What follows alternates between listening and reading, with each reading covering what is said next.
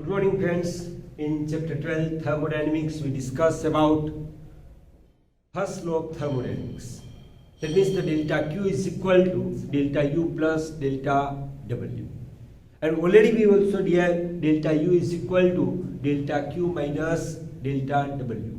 It means to bring the system from one state to the another state, whatever the amount of the heat is supplied to the system, the sum part of the supplied system is used to do the work to bring the system from one state to the another state. And the remaining part of the supplied heat energy is used to increase the internal energy of a system. That means the delta Q is equal to delta U plus delta W. Right? So here today we are going to derive the different form of the first law of thermodynamics for isothermal process and also at constant pressure. Right?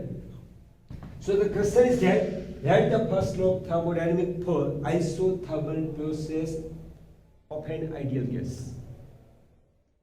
What is the form of first law of thermodynamics? First law of thermodynamics for isothermal process.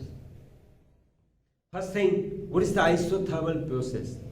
The thermodynamic process during which temperature of the system remain constant. Temperature of the system is remain constant.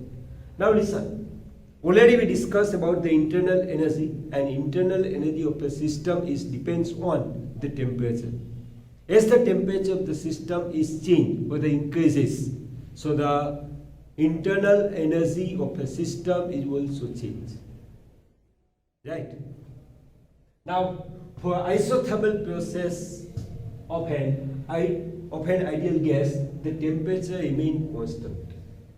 As the temperature constant, therefore the change in internal energy of a system is zero. It means the internal energies also remain constant for constant temperature of a system. Again, for isothermal process of an ideal gas, if the temperature remains constant, for isothermal process the temperature is constant, therefore for isothermal process temperature remains constant, and as a result the change in internal energy of a system is also zero. That means the internal energy of a system is also remain constant. Right? So in short, isothermal process, temperature constant. As the temperature constant, change in internal energy is zero. It means internal energy of a system is also constant. Now, from first law of thermodynamics, delta Q is equal to delta U plus delta W, or second form, delta U is equal to delta Q minus delta W. But for isothermal process, delta U is equal to 0. We substitute here, 0 is equal to delta Q minus delta W. Therefore, delta Q is equal to delta W. Delta Q is equal to delta W. Thus, for an isothermal process, its supply is used to do work against the surrounding. That means, whatever the amount of the heat is supplied to the system is totally used to do the work against the surrounding. Or in other words, the heat supplied is equal to the work done by the system. Work done by the system. Here the two types of the work done by the system or work done on the system. Right? Okay. Again, for the isothermal process, the temperature is constant. Now the internal energy of a system depends on the temperature of a system. Here, for isothermal process, temperature constant, therefore the internal energy is also constant. It means the change in internal energy is zero. Delta U is equal to 0. Now, from first law of thermodynamics, delta Q is equal to delta U plus delta W, or delta U is equal to delta Q minus delta W. For isothermal process, delta U is equal to 0. Therefore, we take the delta U is equal to 0, we obtain delta Q is equal to delta W for isothermal process. Thus, for an isothermal process, the heat supply is used to do the work against the surrounding. Whatever the heat is supplied is used to do the work against the surrounding, or in other words, the heat supplied is equal to the work done by the system. So whatever the heat is supplied to the system is totally utilized to do the work. So as a result, the volume of the system is expanded. Therefore, the work done P into delta V.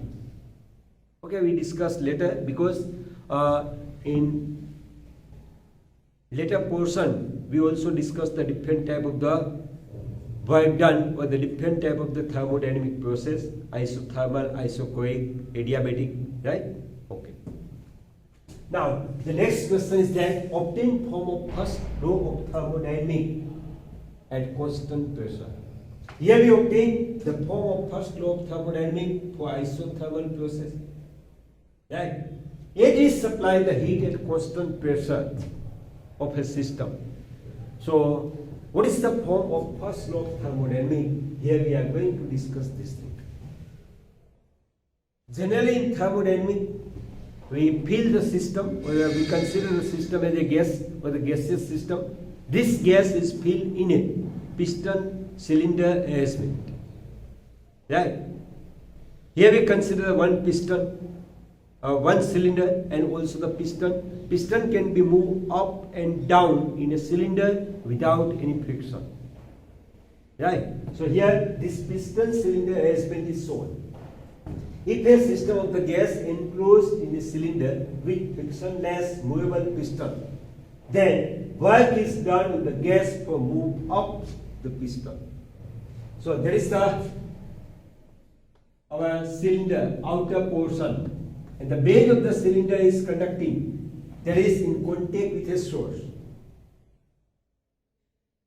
Actually there is the heat source, so we can supply the heat to the directly to the system. There is the base of the piston, base of the cylinder. Now there is the piston that can move up and down without friction according to the pressure and change in volume of the system. Okay. Then work is done on the gas for move up the piston. How much work is done? We can calculate by moving up and down the piston in a cylinder. Again, if a system of the gas enclosed in a cylinder with frictionless movable piston, then the work is done when the gas force move up piston. So there is the piston cylinder arrangement. Okay. Now, whatever the change takes place in volume with the pressure is shown in the graph.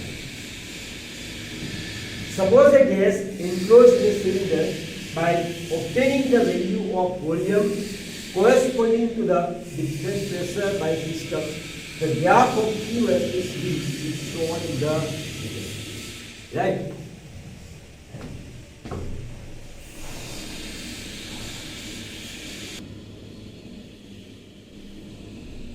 Now, suppose a gas is enclosed in a cylinder. By obtaining the value of volume corresponding to the different pressure by system, the graph of P versus V is shown in the figure. Here we consider that the initial position of a system is, that is the initial position, here the pressure is Pi and volume of this gas is Vi. That is shown in the graph. The initial position of a system is mentioned by I, pressure is Pi, volume is Vi. We bringing the system into the final state F. That means the piston is moved up by delta X displacement, and that is reached into the final position this. In the final position, the pressure is Pf and volume is Vf. That is represented by F in graph. The pressure is Pf, volume is Vf. Again, suppose a gas enclosed in a cylinder, by obtaining the values of volume corresponding to different pressure by system. The graph of P versus V is shown in the figure. In initial position of a system, there is the I shown in the graph by I. The pressure is Pi, volume is Vi. We want to bring this system into the final position where its pressure is Pm and volume is Vm.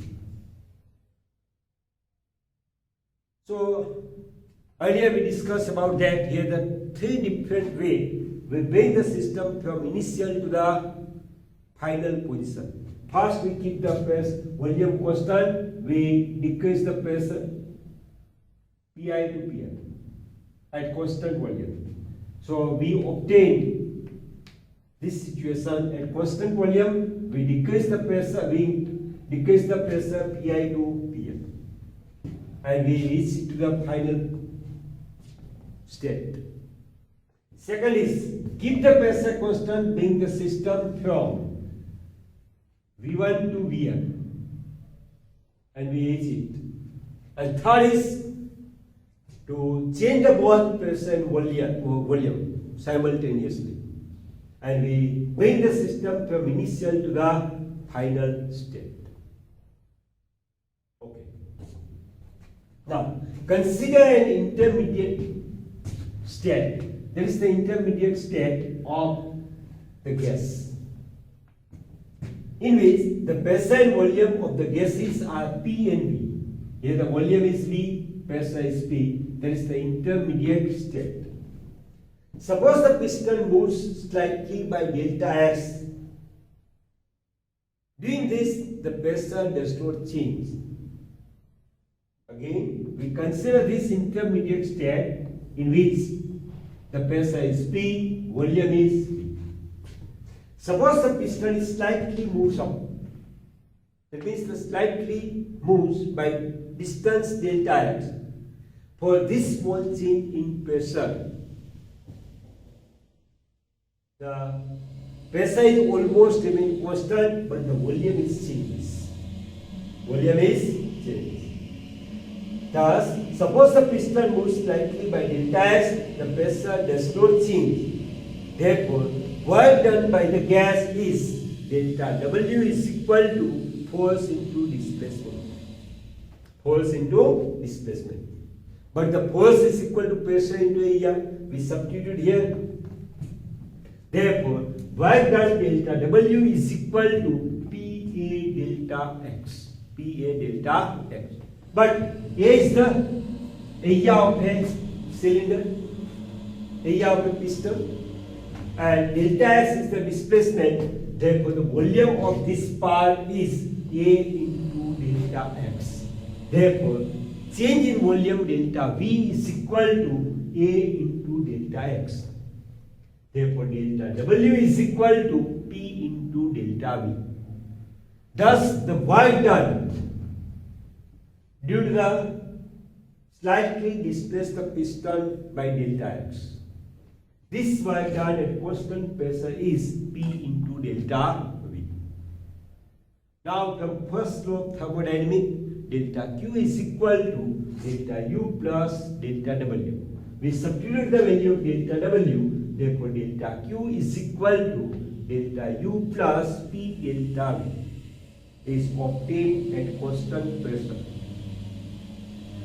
Again, now obtain the form of the first law of thermodynamics at constant pressure.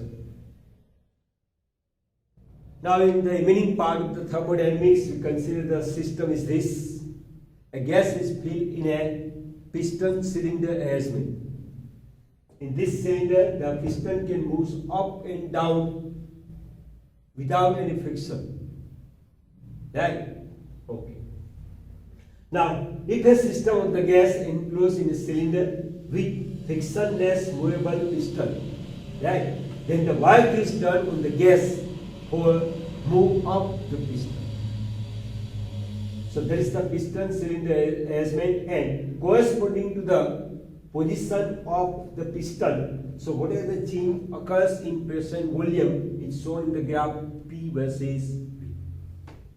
Now suppose a gas enclosed in a cylinder. By obtaining the value of volume corresponding to different pressure of system, the graph of P versus V is shown.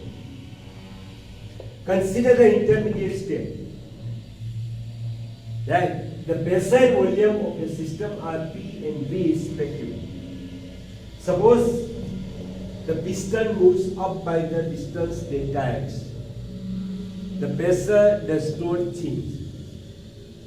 For small change in volume, the pressure is approximate remain constant. Therefore, the pressure does not change. Therefore, work done by the gas is delta W is equal to force into displacement. But we know that force is equal to pressure into area. We substitute here. Therefore, delta W is equal to pressure into area into delta x. But A into delta x, A is the area of piston. Delta x is the displacement of the piston. Therefore, A into delta x gives the volume of this portion, change in volume of a system. Therefore, A delta x is equal to delta V. That means the change in volume of a system. Therefore, delta W is equal to P delta V. Now, first law of thermodynamics, delta Q is equal to delta U plus delta W. Substitute the value of delta W as P delta V. Therefore, delta Q is equal to delta U plus P delta V. Is the form of first law of thermodynamics at constant pressure. Clear it? Okay.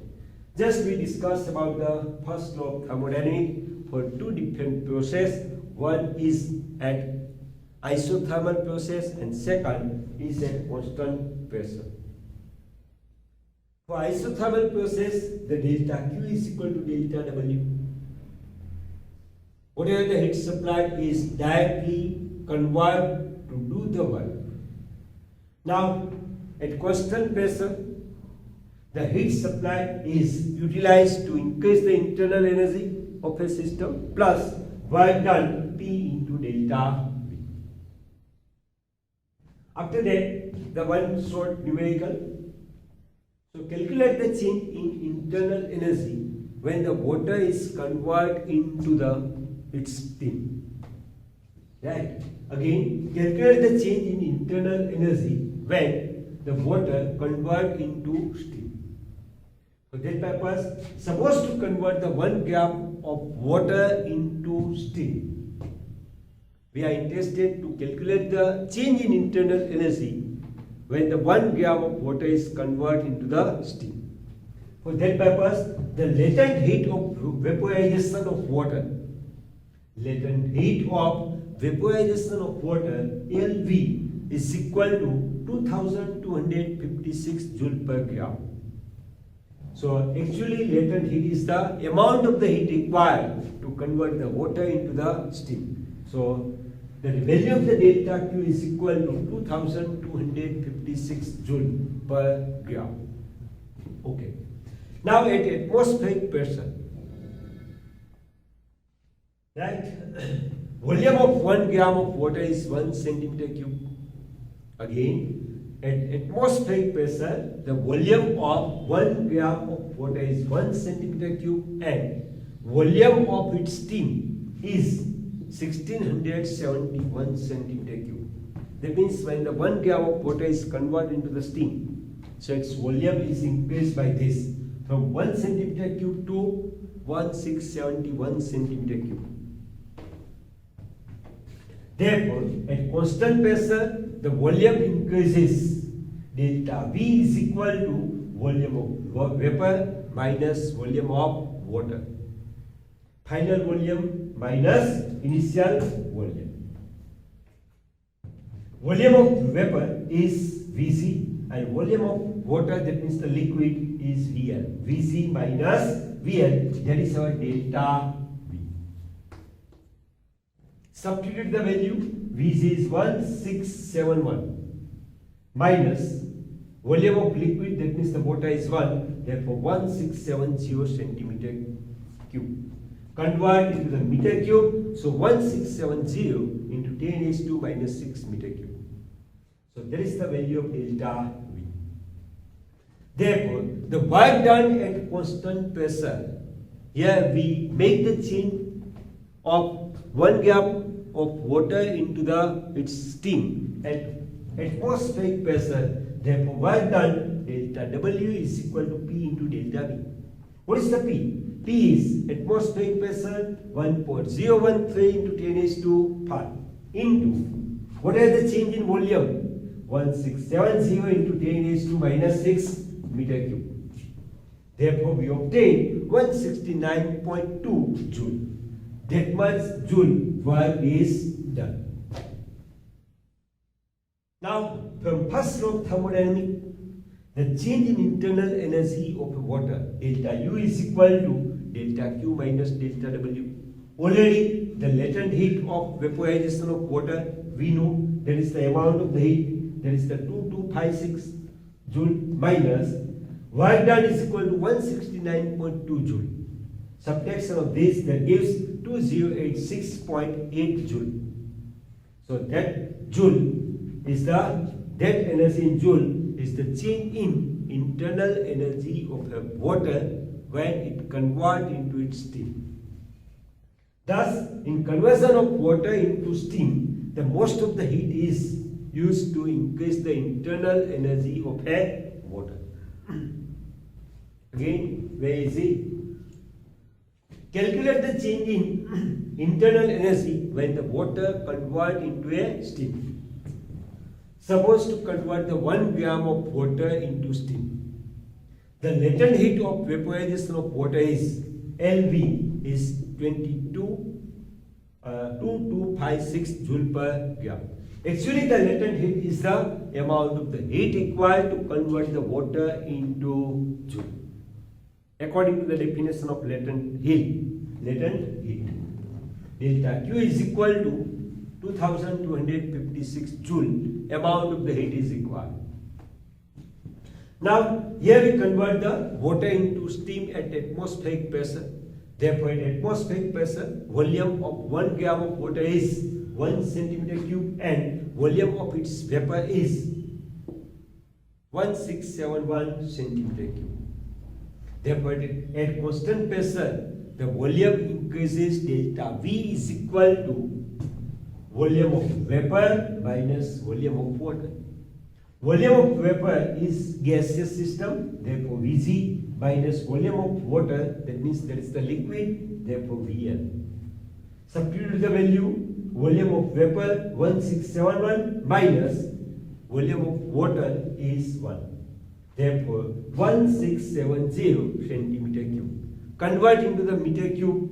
So 1670 into 10 raised to minus 6 meter cube is the change in or the increase in volume of water when it converts into the steam. Now, work done at constant pressure. Here we convert the water into steam at atmospheric pressure. Therefore, how much work done? Delta W is equal to P into delta V. P is the atmospheric pressure 1.013 into 10 raised to 5 into change in volume 1670 into 10 raised to minus 6. Therefore, 169.2 joule work is done to convert the water into a steam. We are interested to calculate the change in internal energy. Therefore, change in internal energy we obtain from first law of thermodynamics, delta U is equal to delta Q minus delta W. Delta Q equal to the latent heat. Latent heat is 2256 joule minus work done 169.2 joule. Subtraction of this, that gives the 2086.8 joule. Okay. Thus, in conversion of water into a steam, the most of the heat is used to increase the internal energy of the system. Right. So after that we are going to start our discussion about the heat capacity and specific heat. Right.